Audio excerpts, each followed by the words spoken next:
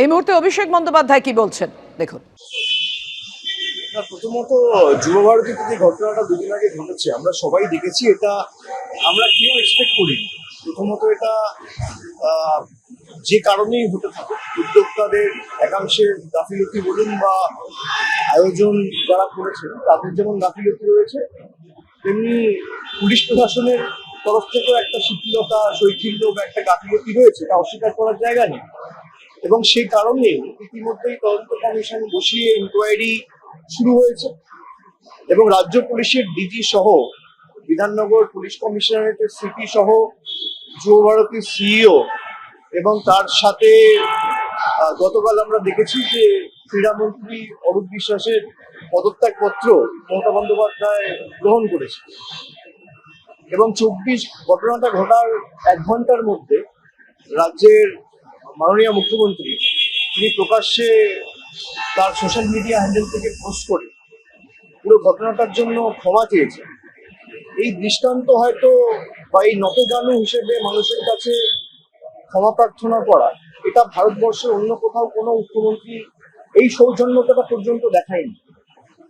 আমি এটা বলেছি যে এই ঘটনা কেউ আমরা চাই না, তার কারণ আন্তর্জাতিক স্তরে হয়তো বাংলার একটা মানহানি হয়েছে, বাংলাকে খাটো করে ছোট করে কয়েকজনের আচার আচরণের কারণে বাংলার মাথা হেট হয়েছে। এটা আমাদের কারোর কাছেই কাম্য নয় বা এটা কখনোই কাঙ্ক্ষিত ছিল না। কিন্তু একটা ঘটনা ঘটে যাওয়ার পর সে রাজ্য সরকার কি করছে বা প্রশাসন কি করছে সেটাও আমাদের সকলের নজর রাখা উচিত। একাধিক রাজ্যে আপনারা দেখেছেন স্ট্যাম্পিডের ঘটনা ঘটে যাওয়ার পর কোন রকম ধরপাকড় তো দূরের কথা, একটা প্রকাশ্যে এসে মানুষের উদ্দেশ্যে ক্ষমা প্রার্থনা করা বা রাজ্যের প্রশাসনিক প্রধান হিসেবে কোনো মুখ্যমন্ত্রীর ক্ষমা চাওয়ার কথা আমরা গত 40-50 বছরে স্বাধীনতার পর থেকে গত 70 বছরে কোথাও দেখতে পাইনি। রেলের একের পর এক দুর্ঘটনা ঘটেছে, শয়ে শয়ে লোক মারা যাচ্ছে, রেলমন্ত্রীর কোথাও কোনো ক্ষমা প্রার্থনা করা আমরা কোথাও দেখতে পাইনি। কিন্তু মুখ্যমন্ত্রী যেভাবে মানুষের কাছে তিনি, তার কোনো অহংকার নেই, তার কোনো উদ্ধত্ত দম্ভ নেই বিজেপির নেতা মন্ত্রীদের মতো, তিনি বারবার এটা বলেছেন যে আমাদের মাথা নত করতে হলে আমরা মানুষের সামনে করব। কোথাও একটা রাজ্য প্রশাসনের ভুল হয়েছে বা গাফিলতি ছিল সেটা তো তিনি স্বীকার করেছেন, স্বীকার করে ক্ষমা চেয়েছেন। এবং আমাদের এই ঘটনা থেকে শিক্ষা নিয়ে যাতে ভবিষ্যতে এই ঘটনার কোনো পুনরাবৃত্তি না হয় এটা সকলকে সুনিশ্চিত করতে হবে। এই নিয়ে রাজনীতি যারা করছে তারা বাংলাকে আরো ছোট করছে। আমাদের সকলের উচিত যে বাংলার যে ফুটবলের মেক্কা মদিনা বলতে আমরা বাংলাকে বলি, এবং যে আশা উৎসাহ নিয়ে দর্শকরা এসেছিল কয়েকজনের ব্যবহার এবং আচার আচরণ বা আধিক্যতা, আমি কথাটা শব্দটা এই কারণে ব্যবহার করছি, বেশি উৎসাহী হয়ে আধিক্যতামি দেখাতে গিয়ে যারা সমর্থকদের বা ফ্যানদের অনেক কষ্টে মানুষ টিকিট কেটে এসেছিল, যারা নিরাশ করেছে তাদের জবাবদিহি করতে হবে। এবং উদ্যোক্তারা নিশ্চিতভাবে দায়ী, তার কারণ সেখানে যে অনুষ্ঠানগুলো হওয়ার কথা ছিল কোনোটাই হয়নি এবং নির্ধারিত বা নির্দিষ্ট সময়ের অনেক আগেই তিনি এয়ারপোর্টে ফিরে অন্য রাজ্যের উদ্দেশ্যে রওনা দিয়েছে। তা নিশ্চিতভাবে যারা পুজোয় নতুন জামা কাপড় না কিনে মাসের পর মাস টাকা জমিয়ে কেউ 10,000, কেউ 8,000, কেউ 12,000, কেউ 15,000 টাকার টিকিট দিয়ে এক ঝলক মেসিকে দেখবে বলে এসেছিল, তাদের হতাশ হওয়ার কারণ রয়েছে এবং এটা যথার্থ। কিন্তু এটা নিয়ে যেন রাজনীতি না হয়। তাদের যাদের বিরুদ্ধে ক্ষোভ ছিল, যাদের বিরুদ্ধে অভিযোগ ছিল, তাদের সকলের বিরুদ্ধে রাজ্য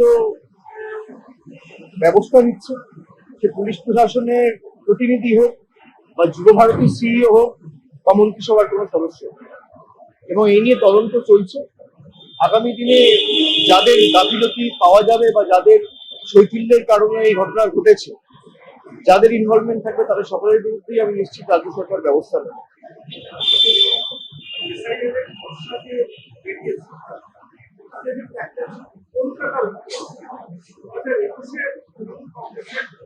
অনেক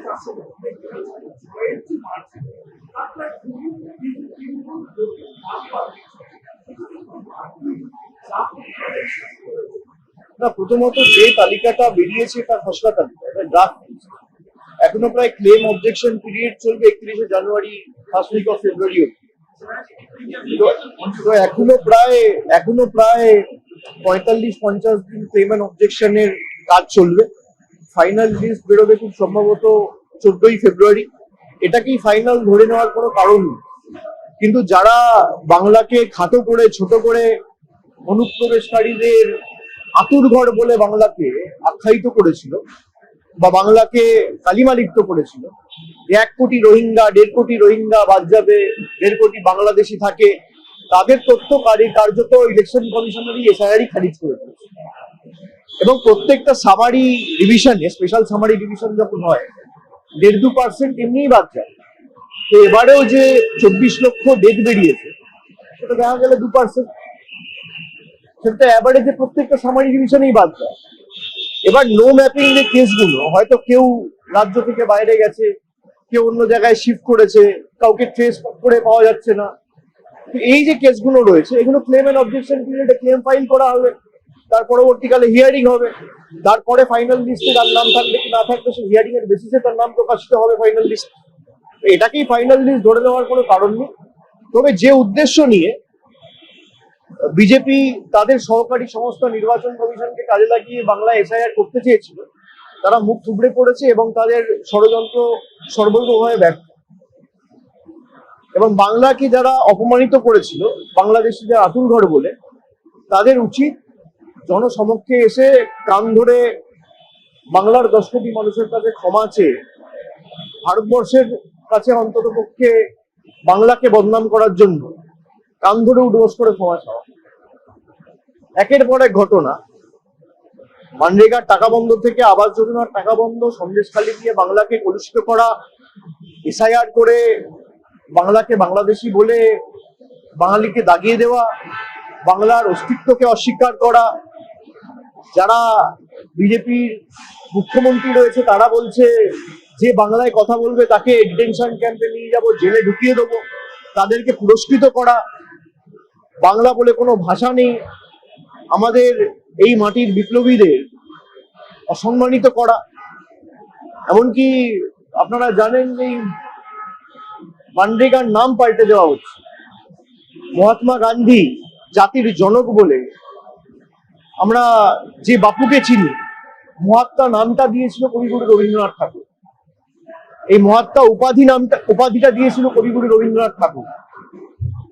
আজকে সেই মহাত্মা গান্ধীর নামটাই 100 দিনের কাছ থেকে বিজেপি বাদ দিয়ে অন্য নামে রিব্র্যান্ডিং করে 60% টাকা নিজেরা দেবে, 40% টাকা রাজ্য দেবে, নতুন বিল এনেছে লোকসভা। আজকে সে নিয়ে আলোচনাও হবে। আমরা এই কারণেই এদেরকে বাংলা বিরোধী বলি। কোনো রাম শ্যাম যদু মধু নয়। যে উপাধি কবিগুরু রবীন্দ্রনাথ ঠাকুর দিয়েছিল, সেই উপাধি কেড়ে নিয়ে নিজেদের ইচ্ছামতো নাম বদল করে রাজ্যের টাকা আটকে রেখে জোর জবরদস্তি করে 2,64,65,00,000 জব কার্ড হোল্ডারকে বঞ্চিত করা। যারা কাজ করেছিল এমন প্রায় 70,00,000-69 জব কার্ড হোল্ডারের যোগ্য প্রাপ্য পাওনা তারা আটকে রেখেছে। প্রায় 2 বছর 2.5 বছর পর রাজ্য সরকার নিজের কোষাগার থেকে ডাইরেক্ট ব্যাংক ট্রান্সফার করে তাদের যোগ্য টাকা 2024 ফেব্রুয়ারি মাসে তাদের ব্যাংক অ্যাকাউন্টে পৌঁছে দিয়েছে। এবং যে উদ্দেশ্য নিয়ে তারা এসআইআর করেছিল, পুরোটাই মুখ থুবড়ে পড়েছে। এবং বিজেপির যদি ক্ষমতা থাকে তাহলে ইলেকশন কমিশনের কাছে অনেকবার যায় একটা চিঠি লিখে যাদের নাম তালিকা থেকে বাদ গেছে সে তালিকাটা প্রকাশ করুন, এবং সীমান্তবর্তী এলাকায় কাদের কাদের নাম বাদ গেছে তালিকা প্রকাশ করে, বিহারেও তো তালিকা প্রকাশ করতে পারে। আমরা চাই তালিকা প্রকাশ করা হোক। অ্যাকাউন্টেবিলিটি কোথায়? আজকে এসআইআর এর কারণে, অপরিকল্পিত এসআইআর এর কারণে একের পর এক বিএলও আত্মঘাতী হয়েছে। তারা দায় চাপিয়েছে ইলেকশন কমিশনের উপর। এই বিএলওদের তৃণমূল কংগ্রেস বা আমাদের সরকার অ্যাপয়েন্ট করেনি, এই বিএলওদের অ্যাপয়েন্ট করেছে ইলেকশন কমিশন। আজকে তারা আত্মঘাতী হয়ে দায় করে গেছে ইলেকশন কমিশন। এই অপরিকল্পিত এবং কোন রকম ভাবে কোনো আলোচনা না করে হঠাৎ করে 2 বছরের এসআইআর এর কাজ আমি 2 মাসে সম্পূর্ণ করব বলে জোর জবরদস্তি মানুষের ঘাড়ে এসআইআর চাপিয়ে দিয়ে মানুষ বেছে নেওয়া কে ভোট দেবে, আর ভোটাধিকার খর্ব করে, মৌলিক অধিকার খর্ব করে আমার রাজনৈতিক স্বার্থ চরিতার্থ করার যে নির্লজ্জ ষড়যন্ত্র এবং পরিকল্পনা, তার যোগ্য জবাব মানুষ আগামী দিন দেবে। কিন্তু বাংলাকে যেভাবে এরা হেনস্থা করেছে, আমার অনুরোধ থাকবে অন্তত পক্ষে এখানকার বিজেপির নেতা যারা আছে, যারা বাংলায় জন্মেছে, যারা দিল্লির তল্পিবাহক হিসেবে কাজ করছে, দিল্লির চাটুকারিতা না করে, কৃতদাসত্ব না করে, আর তল্পি বাহকতা না করে বাংলার ন্যূনতম সম্মান বোধ যদি তাদের থাকে, বাংলার প্রতি ন্যূনতম সম্মান বোধ বা বাংলার প্রতি ন্যূনতম বিবেকবোধ যদি তাদের থাকে, তাহলে অন্তত পক্ষে বাংলাকে বাংলাদেশের সাথে তুলনা করে বাংলাদেশি বলে আমাদের পুরো জাতিটাকে আখ্যায়িত করে 10 কোটি বঙ্গবাসীকে যারা অপমান করেছে, তারা কান ধরে মানুষের কাছে ক্ষমা চায়। 1 কোটি বাংলাদেশি নাকি পশ্চিমবঙ্গে ঢুকে গেছে, 1 কোটি রোহিঙ্গা ঢুকে গেছে, তাহলে কোথায় তারা? আমি তর্কের খাতিরে ধরে নিলাম বাংলায় বাংলাদেশিরা ঢুকেছে, তর্কের খাতিরে। তাহলে ভারতবর্ষের রাজধানী দিল্লিতে ব্লাস্ট হচ্ছে কি করে? পেহেলগামে জম্মু কাশ্মীর থেকে, বর্ডার থেকে সন্ত্রাসবাদীরা ঢুকছে কি করে? সেখানে তো তৃণমূল কংগ্রেস নেই। জম্মু কাশ্মীরের মুখ্যমন্ত্রী তো মমতা ব্যানার্জি নয়, জম্মু কাশ্মীরের পুলিশ তো তৃণমূল সরকার চালায় না। আজকে সেখানে ব্লাস্ট হওয়ার পরেও যার ব্যর্থতার কারণে সেখানে টেররিস্টরা ঢুকে দিনের বেলায় হত্যালীলা চালালো, সেই আইবি চিফকে 1 বছর এক্সটেনশন দেওয়া হলো। কি কারণে? সেই আইবি চিফের ব্যর্থতার কারণে দিল্লিতে ব্লাস্ট হলো, সে এখনো তার নিজ পদে বহাল। কি কারণে? এই উত্তরগুলো তো দিতে হবে। এই উত্তরগুলো আমরা পার্লামেন্টে করলে কোশ্চেন কোনোদিন আসে না, ওঠেই না। যারা বাংলাকে ছোট করতে চেয়েছে, যারা বাংলাকে খাটো করতে চেয়েছে, তারা নিজেই ছোট হবে। কবির কথায় বলি, রবীন্দ্রনাথ ঠাকুর বলেছেন, হাউই কহিল মোর কি সাহস ভাই, তারকার গায়ে আমি দিয়ে আসি ঠাই। কবি কহে তারকারও লাগে না তো কিছু, সেই ঠাই ফিরিয়ে আসে তোরই পিছু পিছু। আকাশের দিকে তাকিয়ে থুতু ফেললে নিজের গায়ে পড়ে। বিজেপির নেতাদের উপলব্ধি করার সময় এসেছে। বাংলার মানুষের আপনারা পানীয় জল থেকে শুরু করে আবাস, রাস্তা, 100 দিনের কাজ, প্রায় 2 লক্ষ কোটি টাকার বকেয়া পাওনা, সবকিছু না পেরে মৌলিক অধিকারটাকেও কেড়ে নিতে চেয়েছিল। মানুষ দেয়নি, রুখে দাঁড়িয়েছে।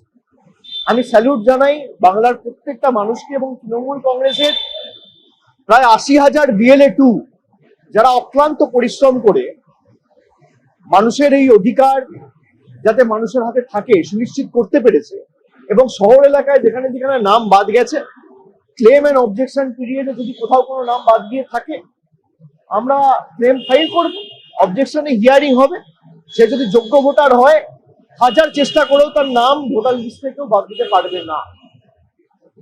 চক্রান্ত করে আটকানো যায় না। এই চক্রান্ত আগেও কাজ করেনি, আগামী দিনেও কাজ করবে। এবিপি আনন্দ এগিয়ে থাকে, এগিয়ে রাখে।